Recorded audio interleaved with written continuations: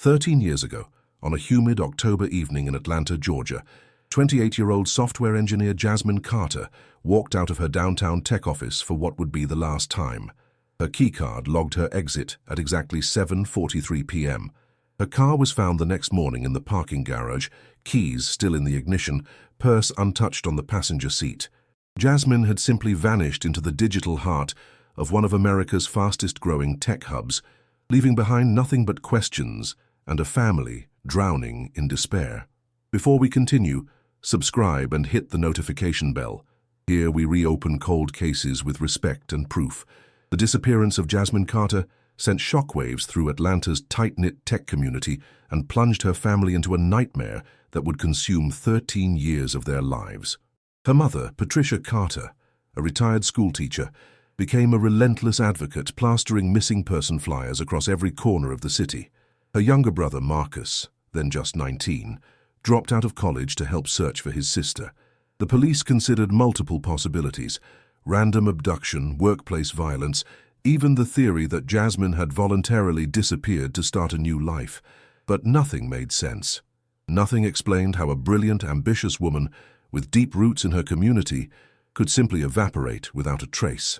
Detective Sarah Reynolds, the lead investigator on the case, worked tirelessly for months. She interviewed Jasmine's colleagues, analyzed security footage from surrounding buildings, and followed up on dozens of tips that led nowhere. The case file grew thick with dead ends and false leads. Jasmine's boyfriend of 3 years, software developer Ryan Mitchell, was questioned extensively but had an airtight alibi. He was at a company conference in San Francisco the entire week. Her co-workers described her as dedicated but stressed about a major project deadline. There were no enemies, no threatening messages, no red flags that might explain her disappearance. The Atlanta Police Department's initial investigation was thorough, but ultimately fruitless. As months turned into years, the case grew cold, relegated to a dusty file cabinet, while newer crimes demanded attention. The media moved on to other stories. The public forgot. But Patricia Carter refused to let her daughter become just another statistic. She organized annual candlelight vigils, maintained an active social media presence, and pestered detectives with regular calls for updates. The family offered a $50,000 reward, later increased to $100,000, but even that substantial sum failed to generate any meaningful leads. By 2018, 7 years after Jasmine's disappearance, hope had begun to fade even within the Carter family. Marcus had returned to school, earned his degree, and started a career in cybersecurity, partly inspired by his sister's unsolved case. Patricia, now in her 60s, had developed health problems that friends attributed to the chronic stress of not knowing her daughter's fate. The family had learned to live with the unbearable weight of uncertainty, that peculiar form of grief reserved for those who lose someone without ever knowing why or how. The tech industry in Atlanta had transformed dramatically since 2011. The city had become a major hub for startups and established companies alike, earning the nickname Silicon Peach. Jasmine's former workplace, TechFlow Solutions, had been acquired by a larger corporation and moved to a gleaming new building in Midtown. Most of her former colleagues had scattered to other companies, other cities, other lives. It seemed as though time had erased not just Jasmine Carter, but any hope of ever finding her. What the Carter family didn't know was that their daughter's case was about to intersect with an entirely different investigation in the most unexpected way. Urban explorers and homeless individuals had long used the abandoned riverside shopping complex on Atlanta's south side as unofficial shelter. The once thriving mall had been shuttered in 2015, another casualty of changing retail patterns and economic shifts. Its massive parking lots, cracked and overgrown with weeds, had become a dumping ground for everything from old furniture to abandoned vehicles. In March 2024, city workers preparing the site for demolition made a discovery that would change everything. Wedged beneath a concrete parking bumper, partially buried under years of debris and vegetation, was a laptop computer in a weathered backpack. The device was severely water damaged and appeared to have been there for years. Under normal circumstances, it would have been tossed into a dumpster and forgotten. But something about the bag caught the attention of demolition supervisor James Rodriguez. A small faded sticker on the back that read, "TechFlow Solutions." Rodriguez remembered reading about the Jasmine Carter case years earlier and decided to contact the police rather than simply dispose of the items. That decision would prove to be the key that finally unlocked a 13-year-old mystery. The laptop was sent to the Atlanta Police Department's Digital Forensics Unit, where technician Maria Santos began the painstaking process of attempting to recover data from the severely degraded device. What she found in the laptop's corrupted hard drive would not only solve the mystery of Jasmine Carter's disappearance, but expose a web of deception and betrayal that reached back to the very heart of Atlanta's tech community. The digital ghost of Jasmine Carter was finally ready to tell her story. The search for truth in the digital age had only just begun. The Atlanta Police Department's Digital Forensics Lab had seen its share of challenging cases, but the water-damaged laptop found at the Riverside shopping complex presented unique difficulties. Maria Santos, a veteran technician with 15 years of experience in data recovery, carefully disassembled the device under sterile conditions. The circuit boards were corroded, the hard drive showed extensive damage, and most of the internal components had been compromised by years of exposure to moisture and temperature fluctuations. At first glance, I thought it was hopeless, Santos would later testify, but something told me to keep trying. Maybe it was the fact that this had been sitting there for over a decade, waiting to be found. Using specialized software and hardware tools, she began the delicate process of extracting data from the damaged drive sectors. Most of the files were corrupted beyond recovery, but slowly, fragments of information began to emerge from the digital wreckage. The breakthrough came 3 weeks into the analysis when Santos successfully recovered a series of email fragments and calendar entries. The timestamps indicated the files had last been accessed on October 15, 2011, just 3 days before Jasmine Carter's disappearance. More significantly, the recovered data included partial email exchanges that painted a troubling picture of Jasmine's final days. One fragmented email, apparently sent to an unknown recipient, contained the chilling message, "I found what you've been hiding. We need to talk before I go to the authorities." Another partial file suggested Jasmine had scheduled a meeting for October 18, 2011, the very day she vanished. The subject line was cut off, showing only "meeting re-embezzle," before the data became corrupted. Detective Reynolds, now a lieutenant with the Atlanta PD, was immediately notified of the discovery. She had never forgotten the Jasmine Carter case, and the new evidence rekindled her determination to find answers. "After 13 years, I thought I knew everything there was to know about this case," Reynolds reflected. "But this laptop changed everything. Suddenly, we weren't looking at a random disappearance anymore. We were looking at someone who had discovered something dangerous enough to kill for." The investigation took on new urgency as Reynolds and her team worked to piece together the fragments of Jasmine's digital life. They reached out to TechFlow Solutions, now operating under corporate ownership, to request employment records and financial documents from 2011. What they discovered was a company that had been struggling financially in the months leading up to Jasmine's disappearance, despite publicly reported success. As the lead software engineer on TechFlow's major client accounts, Jasmine would have had access to sensitive financial information and project budgets. The recovered laptop data suggested she had been investigating discrepancies in billing and project allocations.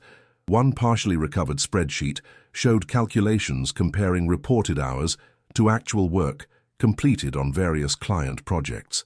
The numbers didn't match, suggesting systematic overbilling that could have amounted to hundreds of thousands of dollars in fraudulent charges. The investigation team expanded to include forensic accountants who began examining TechFlow's financial records from 2011. What they found was a pattern of sophisticated embezzlement that had been carefully hidden through complex billing schemes and falsified project reports. Client companies had been charged for work that was never performed, and the excess payments had been diverted to shell companies and personal accounts. Patricia Carter received the call from Detective Reynolds on a Tuesday morning in April 2024. After 13 years of silence, the words, "We have new evidence in Jasmine's case," seemed almost impossible to believe. "I had to sit down," Patricia later recalled. "Part of me had always hoped this day would come, but another part of me had learned not to hope too much. When Lieutenant Reynolds told me about the laptop, I knew my daughter was finally going to get justice." The recovered data also provided crucial insights into Jasmine's state of mind during her final days. Text message fragments recovered from the device showed her growing concern about the financial irregularities she had discovered. In one message, apparently sent to a friend, she wrote, "I think someone at work is stealing from our clients. I don't know what to do." Another message, sent the day before her disappearance, simply said, "If something happens to me, check the Henderson account files." Reynolds and her team immediately requested the Henderson account files from TechFlow's archived records. The Henderson Group had been one of TechFlow's largest clients in 2011, a consulting firm that had paid substantial fees for software development and IT services. The billing records showed payments totaling nearly $2 million over an 18-month period. However, when investigators contacted the Henderson Group directly, they learned that the actual work performed was worth less than half that amount. The paper trail led investigators to examine the personal financial records of TechFlow's executives and senior employees from 2011. Bank records, property purchases, and lifestyle changes were analyzed for any signs of unexplained wealth or suspicious transactions. The investigation was meticulous and thorough, building a comprehensive picture of who had access to both the financial systems and information about Jasmine's discovery. As the evidence mounted, a disturbing pattern began to emerge. Someone within TechFlow's inner circle had been systematically defrauding clients for months, possibly years. Jasmine Carter had discovered the scheme and planned to expose it. Her disappearance wasn't random. It was a calculated move to silence the one person who could bring down a lucrative criminal enterprise. The digital resurrection of Jasmine Carter's laptop had accomplished what 13 years of traditional investigation could not. It had transformed a missing person case into a murder investigation and pointed directly toward someone Jasmine had trusted. With the laptop evidence pointing toward financial fraud as the motive for Jasmine Carter's disappearance, Detective Reynolds faced the daunting task of investigating suspects who had long since moved on with their lives.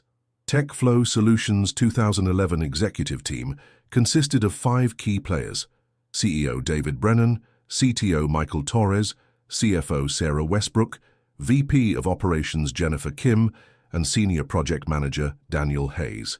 Each had access to the financial systems that Jasmine had been investigating.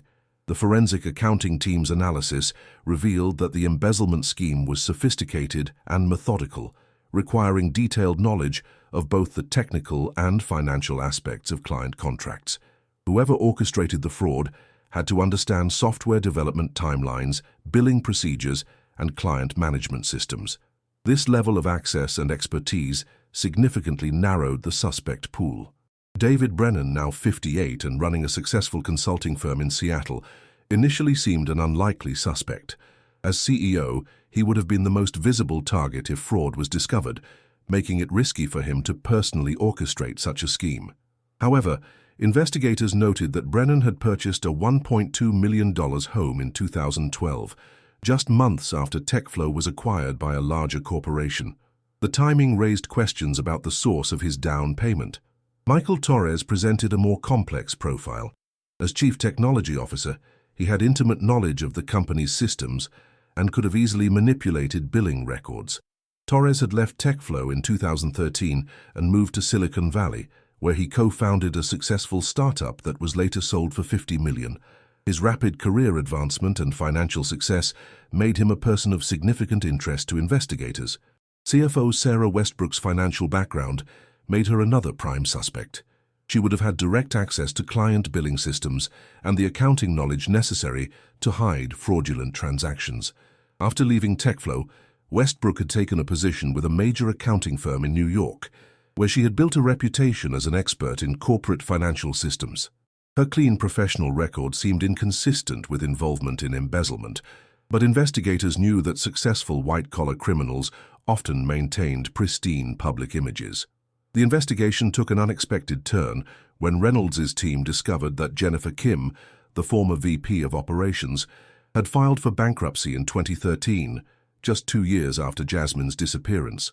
Court documents showed that Kim had accumulated significant gambling debts and had been struggling financially, despite earning a substantial salary at TechFlow. The bankruptcy filing revealed debts exceeding $400,000, primarily to casinos in Atlantic City and Las Vegas. Kim's financial troubles provided a potential motive for embezzlement, and her role overseeing project operations would have given her the access needed to manipulate client billing.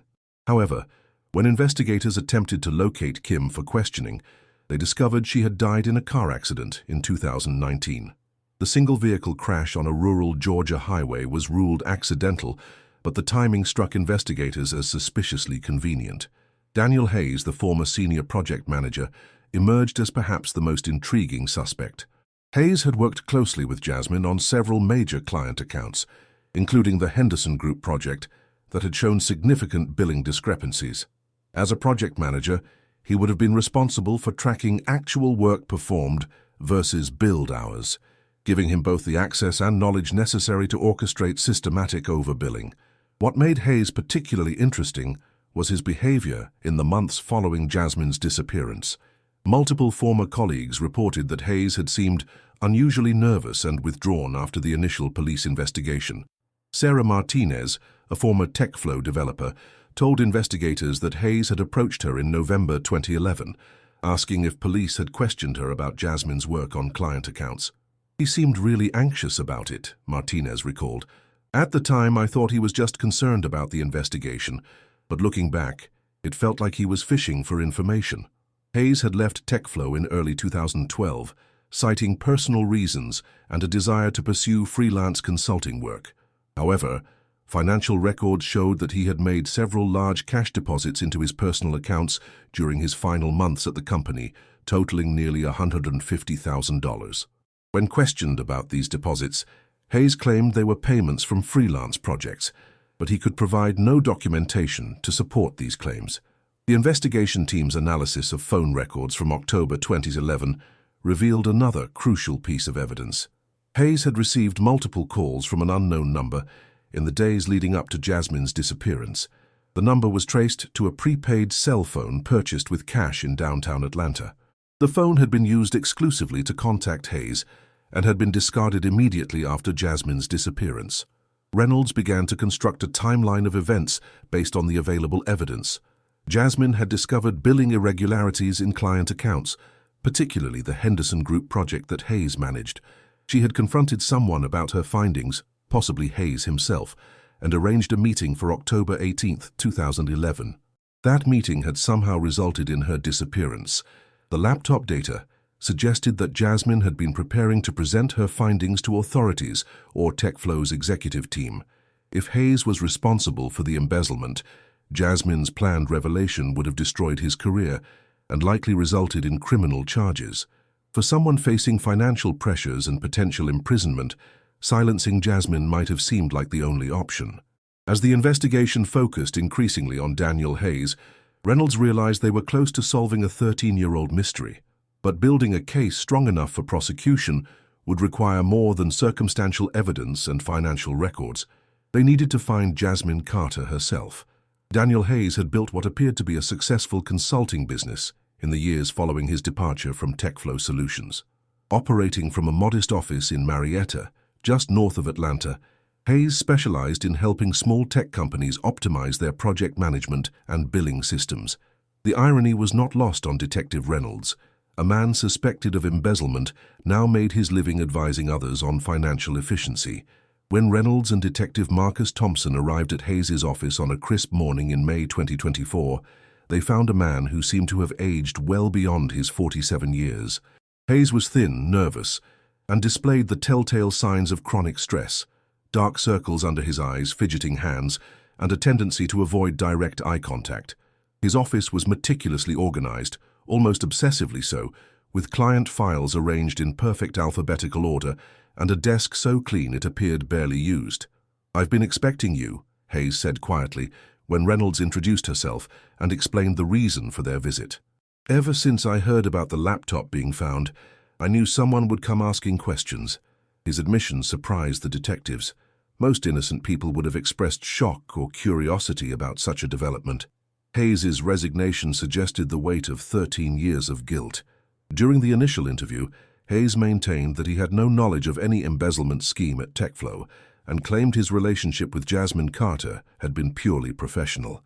However, his story began to unravel when detectives presented him with specific evidence from the recovered laptop data. phone records showing multiple calls from the prepaid cell phone, financial records documenting unexplained cash deposits, and witness statements about his nervous behavior after Jasmine's disappearance. "You manage the Henderson Group account," Reynolds stated, watching Hayes's reaction carefully. "Jasmine discovered that clients were being systematically overbilled. She found your scheme, didn't she?" Hayes's face went pale and his hands began to shake visibly. "I don't know what you're talking about," he whispered, but his body language told a different story. The interview was suspended when Hayes requested an attorney, but the damage was done. His reaction to the evidence had confirmed what investigators suspected. Daniel Hayes was intimately connected to both the embezzlement scheme and Jasmine Carter's disappearance.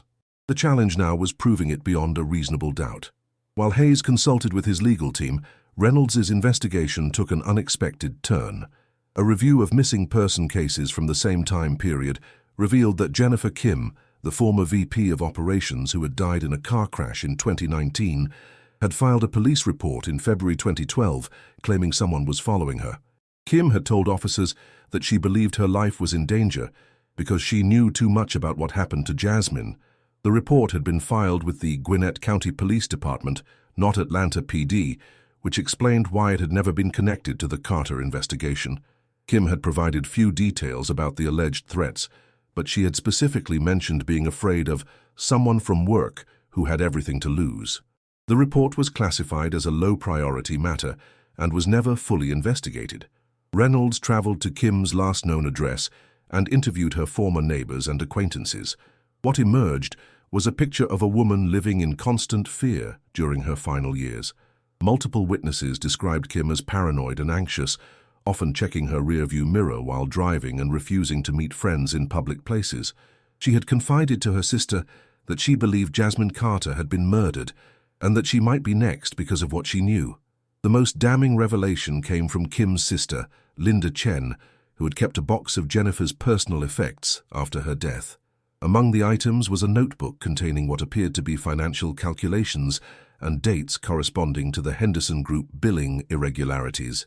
Written in Kim's handwriting were notes about Danny's side deals and kickback percentages that matched the embezzlement pattern identified by forensic accountants. Even more significantly, the notebook contained a page dated October 17, 2011, one day before Jasmine's disappearance. The entry read, "Jay knows everything. Danny panicking. Says he has to fix this before tomorrow's meeting. God help us all." The entry was accompanied by what appeared to be a phone number, which investigators quickly traced to the same prepaid cell phone that had contacted Hayes multiple times before Jasmine vanished. Armed with this new evidence, Reynolds obtained a search warrant for Hayes's current residence and business premises. The search revealed a man living in constant anxiety about his past catching up with him. Hidden in a false bottom of his home office desk, investigators found a second notebook containing detailed records of fraudulent billing schemes dating back to 2010. The notebook documented how Hayes had systematically inflated client charges, created phantom projects, and manipulated billing systems to siphon money into personal accounts. More disturbing was a section of the notebook titled Contingency Plans, which contained detailed information about Jasmine Carter's daily routines, including her work schedule, parking habits, and typical routes home. The level of surveillance suggested that Hayes had been planning for the possibility of exposure long before Jasmine actually discovered his crimes. The search also uncovered a collection of newspaper clippings about Jasmine's disappearance, along with printed copies of social media posts from the Carter family's efforts to find her. Hayes had been monitoring the investigation for 13 years, keeping track of every development and police statement. Among the clippings was a handwritten note that chilled investigators. "They'll never find her where she is. Some secrets stay buried forever." When confronted with this evidence during a second interview, Hayes's composure finally cracked. "You don't understand the pressure I was under," he said, tears streaming down his face. "The gambling debts, the threats from loan sharks. I never meant for any of this to happen. Jasmine was supposed to be reasonable. She was supposed to understand that I had no choice." His partial confession provided crucial insights into the motive for murder, but it still didn't answer the most important question that had haunted the Carter family for 13 years. Where was Jasmine Carter? Daniel Hayes' partial confession had given investigators the motive and confirmed their suspicions about the embezzlement scheme. But without Jasmine Carter's body, building a murder case would be extremely difficult. Hayes had stopped talking after his emotional outburst, and his attorney had advised him to remain silent. However, his slip about secrets staying buried forever had provided a crucial clue about the location of Jasmine's remains. Detective Reynolds assembled a specialized search team that included cadaver dogs, ground-penetrating radar specialists, and forensic anthropologists. The challenge was determining where to search in a metropolitan area spanning hundreds of square miles. Hayes's notebook had contained references to several locations around Atlanta, but investigators needed to narrow their focus to avoid spending months on fruitless excavations. The breakthrough came from an unexpected source.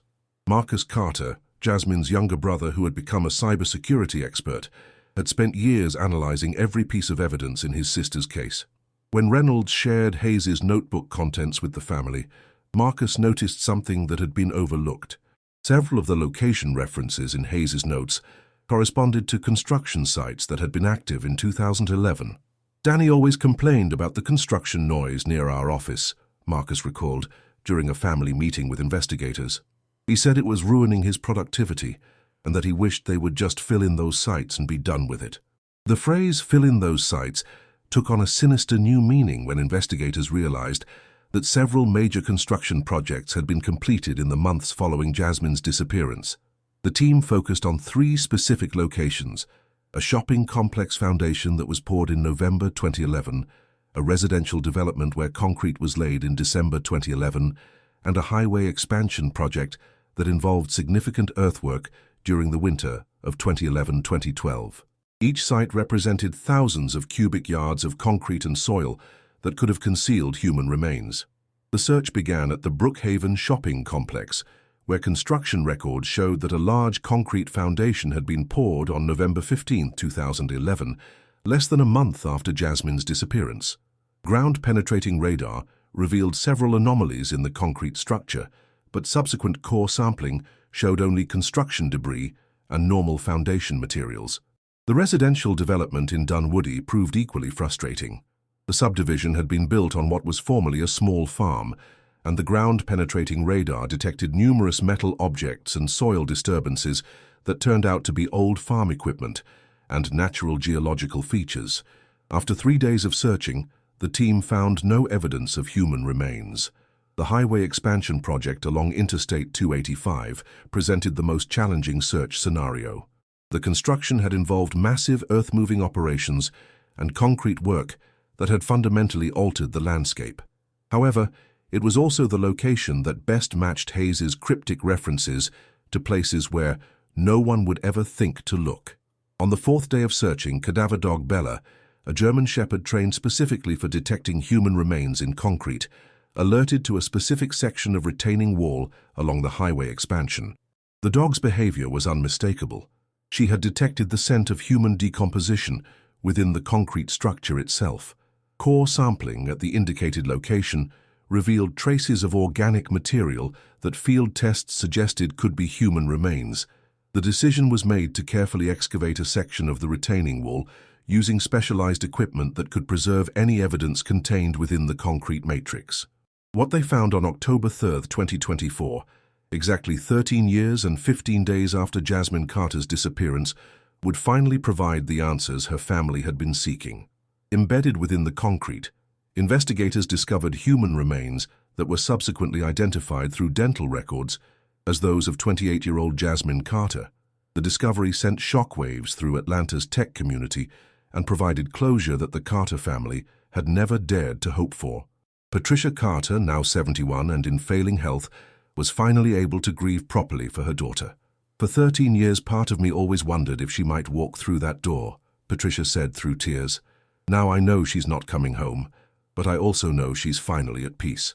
The forensic examination of Jasmine's remains revealed evidence of blunt force trauma to the skull, confirming that her death was indeed a homicide. More importantly for the prosecution, trace evidence found with the remains included fibers that matched clothing worn by Daniel Hayes in October 2011, as well as paint chips from his 2010 Honda Civic. The method of concealment provided additional evidence of premeditation. Jasmine's body had been wrapped in construction plastic and positioned within a wooden frame before being encased in concrete. The level of planning required suggested that Hayes had prepared for this possibility well in advance of actually committing the murder. Construction records showed that Hayes had visited the highway construction site multiple times in October 2011, claiming to be a potential subcontractor interested in future projects. Site supervisors remembered him asking detailed questions about concrete pouring schedules and security procedures. What they didn't know was that Hayes was planning the perfect disposal method for evidence that could destroy his life. If this case has already gripped you, leave a like. It helps Jasmine Carter's story reach more people. With Jasmine's body finally recovered and physical evidence linking Hayes to her murder, prosecutors felt confident in filing formal charges. But the legal battle was far from over. Justice had been delayed for 13 years, but it would not be denied. The arrest of Daniel Hayes on October 15, 2024, exactly 13 years to the day after Jasmine Carter's final email was sent, marked the beginning of a legal proceeding that would captivate Atlanta and the national media. Hayes was charged with first-degree murder, embezzlement and conspiracy to defraud multiple clients of TechFlow Solutions. The evidence against him seemed overwhelming, but his defense team prepared to challenge every aspect of the prosecution's case. District Attorney Rebecca Morrison assigned her most experienced prosecutor, Assistant DA Michael Chen, to lead the case. Chen had successfully prosecuted numerous white-collar crimes and homicides, but the Carter case presented unique challenges. Much of the evidence was circumstantial, relying on digital forensics, financial records, and witness testimony from events that had occurred over a decade earlier. The defense, led by prominent Atlanta attorney Robert Sullivan, argued that the evidence was entirely circumstantial and that Hayes was being scapegoated for crimes committed by Jennifer Kim, who had conveniently died before she could be questioned. Sullivan pointed to Kim's gambling debts and financial troubles as equally compelling motives for embezzlement and suggested that she might have killed Jasmine to protect her own criminal enterprise. However, the prosecution's case was strengthened by the recovered notebook evidence and Hayes's own admissions during police interviews. Forensic handwriting analysis confirmed that the notebooks found in Hayes's possession were written in his hand, and the detailed surveillance information about Jasmine's routines could only have been compiled by someone planning to harm her. The trial began on February 14, 2025, in Fulton County Superior Court. Judge Patricia Williams presided over proceedings that drew national attention and filled the courtroom with media representatives, legal observers, and members of both the Carter and Hayes families. The contrast was stark. The Carters, dignified in their grief, but finally hopeful for justice, and the Hayes family, shocked and struggling to reconcile the accusations with the man they thought they knew. Prosecutor Chen's opening statement painted a picture of calculated greed and cold-blooded murder. Ladies and gentlemen of the jury, this case is about a man who chose money over morality, deception over honesty, and ultimately murder over facing the consequences of his crimes.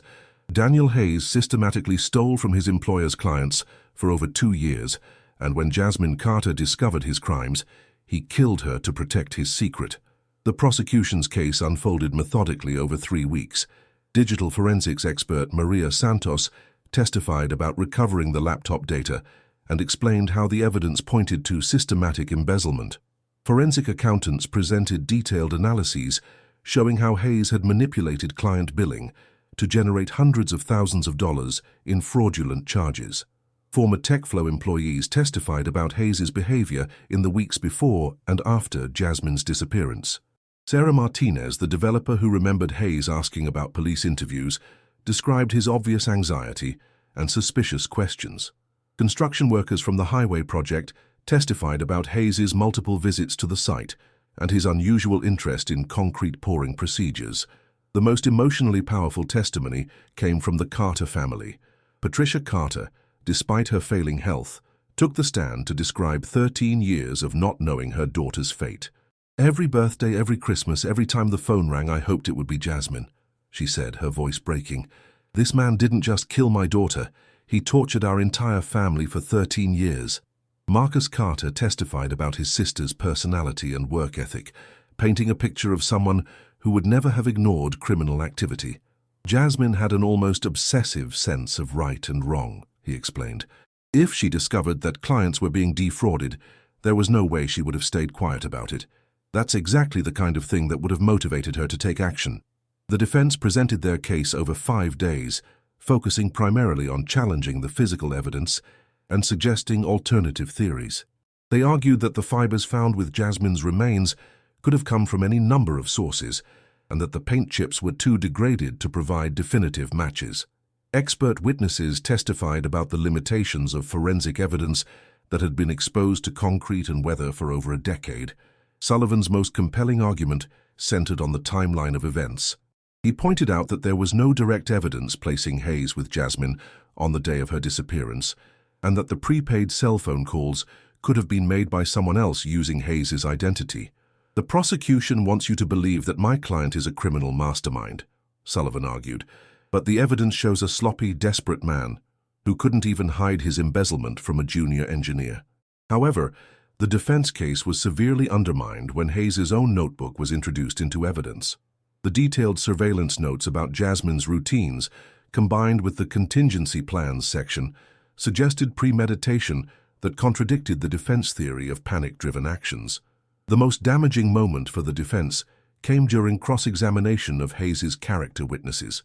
When Prosecutor Chen asked Hayes's former neighbor about any unusual behavior in late 2011, the witness admitted that Hayes had asked to borrow a truck for moving some heavy construction materials on October 18, 2011, the exact day of Jasmine's disappearance. Closing arguments took place on March 7, 2025. Chen's final statement was powerful and direct. Daniel Hayes thought he was smarter than everyone else. He thought he could steal money without being caught, kill an innocent woman without being discovered, and live with his secrets forever. But digital evidence doesn't lie, and concrete doesn't keep secrets forever. Jasmine Carter deserves justice, and her family deserves the truth. The jury deliberated for 18 hours over 3 days before returning their verdict. The wait for justice was almost over. The jury's deliberation stretched into its 3rd day, as Atlanta held its collective breath. Outside the Fulton County Courthouse, media trucks lined the streets, while supporters of the Carter family maintained a vigil that had grown throughout the trial.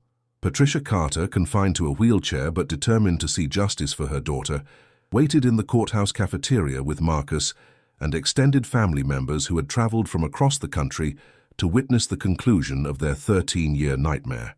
On March 10, 2025, at 2:47 p.m., the jury sent word that they had reached a verdict. Judge Williams reconvened the court as spectators packed every available seat. The tension was palpable, as Daniel Hayes, visibly trembling, stood to face the judgment that would determine the rest of his life. His wife and teenage children sat in the front row behind the defense table, their faces etched with the devastating realization that their husband and father was likely a murderer.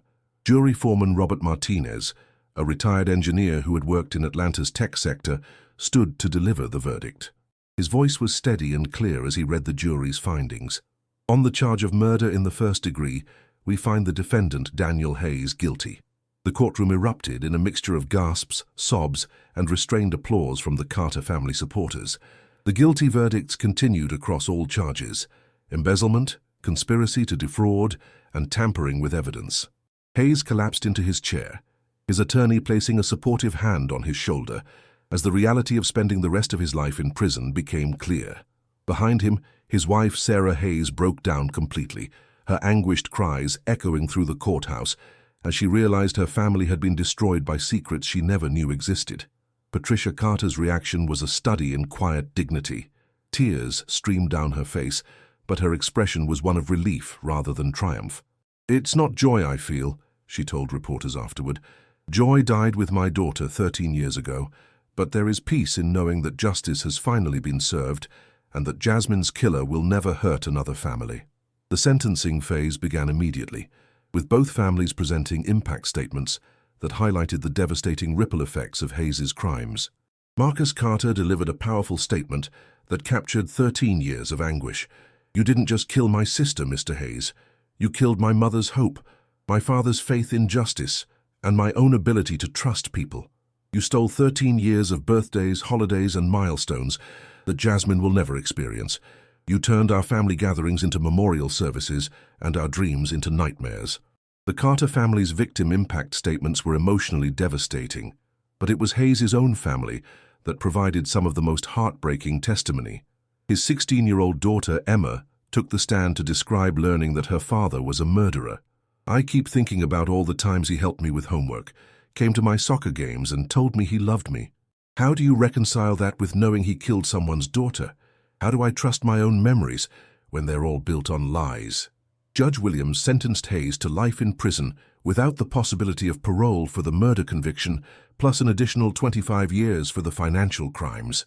In her sentencing statement, she addressed the broader implications of the case. "This crime represents not just the taking of an innocent life, but a betrayal of trust that strikes at the heart of professional and personal relationships. Jasmine Carter trusted you as a colleague, and you used that trust to monitor her movements and plan her murder." The verdict sent shockwaves through Atlanta's tech community, where many professionals realized they had worked alongside a killer for years without knowing it. TechFlow Solutions, now operating under different ownership, issued a statement expressing sympathy for the Carter family and announcing the establishment of the Jasmine Carter Memorial Scholarship for women pursuing careers in software engineering. Former colleagues who had worked with both Hayes and Jasmine struggled to process the revelation. "Danny seemed like such a normal guy," said former developer Lisa Park. "We went to lunch together, talked about our families, complained about deadlines. It's terrifying to think he was capable of murder while sitting in the cubicle next to mine." The case also prompted broader discussions about corporate oversight and the need for better financial controls in small tech companies.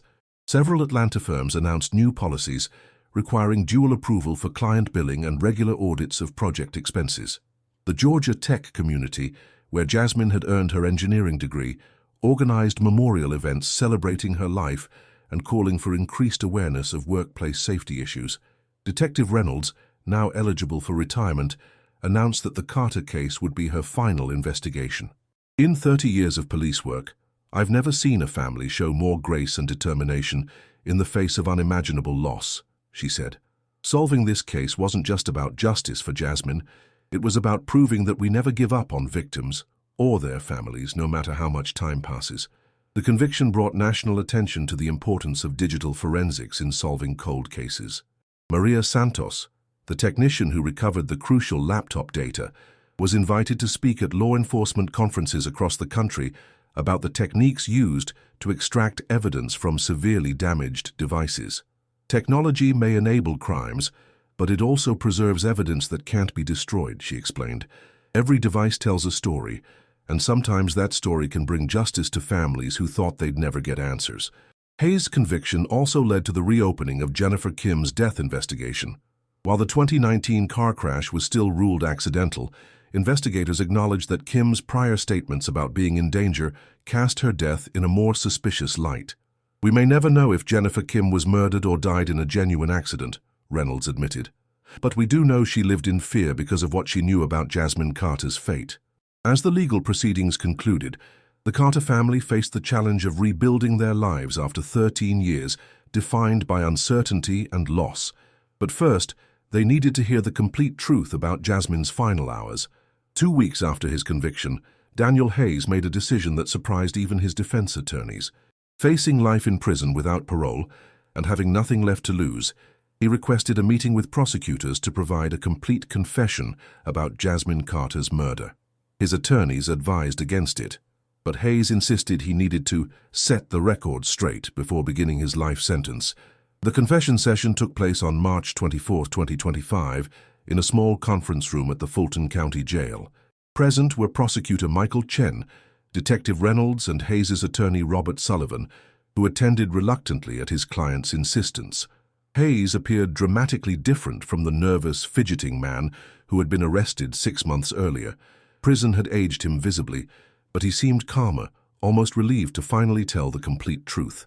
"I want Jasmine's family to know exactly what happened," Hayes began, his voice steady but quiet. "They deserve to know that she didn't suffer, and they deserve to understand that this wasn't supposed to happen the way it did." His confession, recorded and later transcribed, provided chilling details about the events of October 18, 2011, and the complex web of lies and desperation that led to murder. Hayes explained that his embezzlement scheme had begun innocuously in early 2010 when he was facing mounting gambling debts. I started small, just adding a few extra hours to client invoices here and there. Nobody questioned it, because I was good at my job and clients trusted me. The small frauds gradually escalated as his debts increased and his gambling addiction worsened. By 2011, Hayes was stealing approximately $15,000 per month through manipulated billing, falsified project reports, and phantom consulting fees. The money went directly to paying gambling debts and financing continued betting, creating a vicious cycle that required ever larger thefts to maintain. I knew it was wrong, but I kept telling myself it was temporary. I thought I could pay it all back once I had a big win. The confession revealed that Jennifer Kim had discovered the scheme in August 2011, not Jasmine Carter. Kim, who was struggling with her own gambling addiction, agreed to remain silent in exchange for a cut of the stolen money. Jennifer understood the pressure I was under because she was in the same situation. We weren't partners exactly, but we had an understanding.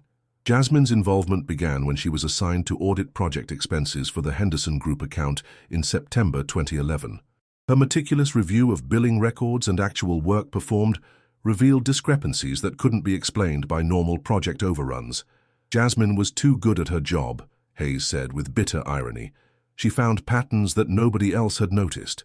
On October 15, 2011, Jasmine confronted Hayes directly about the billing irregularities.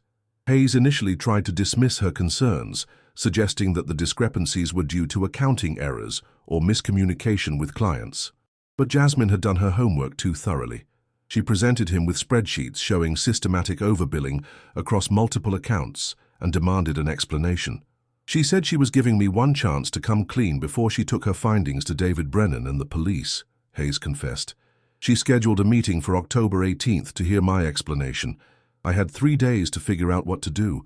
Those 3 days were spent in panicked consultation with Jennifer Kim and ultimately in planning what Hayes initially intended to be an intimidation attempt, not murder. The confession provided horrifying details about the actual crime. Hayes had asked Jasmine to meet him at the construction site after work, claiming he wanted to show her evidence that would explain the billing discrepancies. I told her I had documents hidden at the site that would prove the overbilling was authorized by management. She believed me because she trusted me. When Jasmine arrived at the construction site that evening, Hayes was waiting with a tire iron he had taken from his car. I was just going to scare her, make her understand that she needed to keep quiet. But when she saw the weapon, she tried to run. She was shouting that she was going to call the police. In the struggle that followed, Hayes struck Jasmine twice in the head with the tire iron. She died almost instantly from the blunt force trauma. I stood there looking at her body and realized my life was over, Hayes said, his voice breaking for the first time during the confession. I had killed someone for money. I'd become the kind of monster you read about in newspapers. The premeditation evident in the disposal method contradicted Hayes's claim that the murder was unplanned, but his confession revealed the desperate improvisation that followed the killing. Hayes had prepared the construction site days earlier, researching the concrete pouring schedule and identifying a location where a body could be concealed. After killing Jasmine, he wrapped her body in plastic sheeting he had brought and placed it within a wooden frame that would be filled with concrete the following morning. He then drove her car to the TechFlow parking garage and walked back to retrieve his own vehicle. The confession also revealed Hayes's growing paranoia in the years following the murder. He had monitored news coverage obsessively, tracked social media posts by the Carter family, and lived in constant fear that new evidence would emerge. Jennifer Kim's knowledge of his crimes made her a liability, but Hayes denied any involvement in her 2019 death. Jennifer was getting careless, talking about things she shouldn't have been talking about, but I didn't kill her. Her death was an accident, even if it was convenient for me. Investigators noted Hayes's emphasis on this point, suggesting he was genuinely concerned about being charged with a second murder. The complete confession provided closure that the Carter family had never expected to receive. For the first time in 13 years, they knew exactly what had happened to Jasmine and why, but the true measure of justice would be found in how her memory lived on. 6 months after Daniel Hayes began serving his life sentence, the Carter family gathered at Jasmine's gravesite for the first time since her burial. The headstone, made of polished black granite, bore a simple inscription, Jasmine Marie Carter, 1983-2011, beloved daughter, sister and friend. Her truth could not be silenced forever. Patricia Carter, now 72 and using oxygen due to health complications from years of stress, placed a bouquet of white roses on the grave. "I can finally say goodbye properly," she whispered, her words carried away by the autumn breeze. "You fought for what was right, baby girl, and you won in the end." The resolution of Jasmine's case had profound impacts far beyond the Carter family. Atlanta's tech community grappled with questions about corporate culture, financial oversight, and the responsibility of colleagues to speak up when they suspect wrongdoing. The Jasmine Carter Memorial Scholarship, established by TechFlow Solutions and supported by dozens of local tech companies, had already provided full university funding to 12 young women pursuing careers in software engineering. Dr. Sarah Kim, a computer science professor at Georgia Tech and no relation to Jennifer Kim, used Jasmine's case as a teaching tool in her ethics courses. "Jasmine Carter represents the best of what we hope to see in our graduates," Dr. Kim explained to her students. "She saw injustice and chose to act even when it was dangerous. That's the kind of moral courage we need more of in our industry." The digital forensics techniques used to solve the case became a model for law enforcement agencies nationwide. Maria Santos, the technician who recovered the crucial laptop evidence, co-authored a manual on data recovery from damaged devices that was adopted by FBI training programs. The Carter case proved that digital evidence can survive longer than we ever thought possible, Santos noted. "Every device is a potential witness, even years after a crime." Detective Reynolds, who had retired shortly after the conviction, established a consulting firm specializing in cold case investigations. Her first client was the family of another Atlanta woman who had disappeared in 2015. "Jasmine's case taught me that families never stop needing answers," Reynolds reflected. "Time doesn't heal the wound of not knowing. Only truth can do that." The case also prompted legislative changes in Georgia. The Jasmine Carter Financial Transparency Act, passed by the state legislature in late 2025, requires enhanced reporting procedures for small businesses and mandates whistleblower protections for employees who report financial irregularities. The law specifically addresses the gaps in corporate oversight that allowed Hayes's embezzlement scheme to continue undetected for so long. Marcus Carter, now 32 and a successful cybersecurity expert, channeled his experience into advocacy work for families of missing persons. He developed a mobile app called Digital Memories that helps families preserve and organize evidence in missing person cases, making it easier for investigators to identify patterns and connections across different jurisdictions. "Jasmine always said that information wants to be free," Marcus explained during the app's launch event. "She believed that truth has a way of emerging if you know where to look for it. This app is my way of helping other families find their truth the way we finally found ours." The broader true crime community embraced Jasmine's story as an example of how persistence and technological advancement can solve even the most challenging cold cases. Podcasts, documentaries, and news programs featured the case extensively, but the Carter family insisted that coverage focus on Jasmine's life and values rather than just the circumstances of her death. Patricia Carter, despite her declining health, became a sought-after speaker at conferences for families of missing persons. Her message was always the same: never give up hope, but don't let hope prevent you from living. Jasmine would want us to continue fighting for justice while also finding ways to heal and help others. The transformation of the abandoned Riverside shopping complex, where Jasmine's laptop was discovered, took on symbolic significance for the Atlanta community. The site was redeveloped into a memorial park, featuring a technology center that provides free computer training and digital literacy programs for underserved communities. A bronze plaque near the entrance reads, "In memory of Jasmine Carter and all whose voices were silenced too soon. May their truth inspire our courage." Hayes' conviction also led to the examination of other unsolved cases involving TechFlow employees and clients. While no additional murders were discovered, investigators found evidence of similar financial fraud schemes at several other Atlanta tech companies. The ripple effects of Jasmine's courage to speak up continued to expose corruption and protect future victims. The most poignant legacy of the case came from an unexpected source. Emma Hayes, Daniel Hayes' daughter, who had testified during the sentencing phase, chose to study criminal justice in college with the goal of becoming a victim's advocate. "I can't undo what my father did," she explained in a letter to the Carter family. "But I can spend my life trying to help other families get the justice that was denied to you for so long." As 2025 drew to a close, the Carter family faced their first holiday season with answers about Jasmine's fate. The pain of loss remained, but it was now accompanied by a sense of peace and purpose. Patricia Carter's health continued to decline, but she lived long enough to see her daughter's killer brought to justice and her memory honored in meaningful ways. On December 15, 2025, exactly 14 years and 2 months after Jasmine's disappearance, Patricia Carter passed away peacefully in her sleep. Her obituary requested donations to the Jasmine Carter Memorial Scholarship rather than flowers. She was buried beside her daughter in a ceremony attended by hundreds of people whose lives had been touched by both women's stories. Marcus Carter delivered the eulogy for his mother, but his closing words were about his sister. Jasmine believed that truth was like code. It might be hidden or corrupted, but it could always be recovered by someone with the skills and determination to look for it. Today, we know she was right. Subscribe to our channel to explore more cold cases and disturbing stories across America.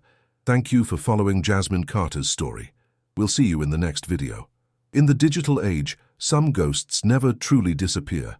They wait patiently in forgotten files and buried memories until someone has the courage to bring them back to light.